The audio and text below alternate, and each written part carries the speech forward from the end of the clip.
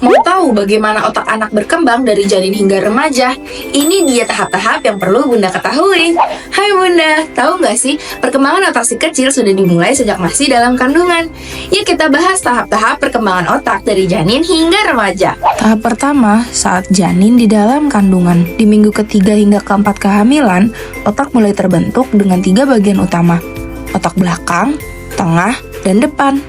Di tahap ini ada sekitar 250.000 sel saraf baru yang terbentuk setiap menit loh. Panca indera pun mulai aktif sejak janin berada di dalam kandungan. Yang kedua, saat bayi lahir. Saat lahir, bayi sudah memiliki hampir 1 miliar sel saraf, sekitar 60% dari ukuran otak orang dewasa. Tapi sel-sel ini belum semuanya terhubung dengan baik. Lalu, usia 2-3 tahun. Pada usia 2-3 tahun, koneksi antar sel saraf meningkat hingga 200%. Ini yang bikin anak mulai bisa mengingat banyak kosakata. Ukuran otaknya pun mencapai 80% dari otak orang dewasa. Usia 5 tahun. Di usia 5 tahun, otak anak sudah hampir sebesar otak orang dewasa.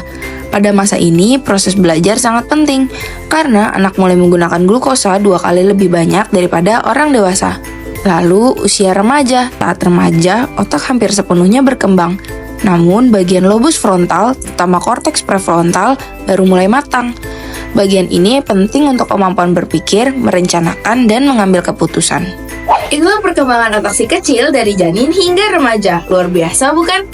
Yuk, bantu perkembangan otak dengan memenuhi asupan dan juga nutrisi yang terbaik.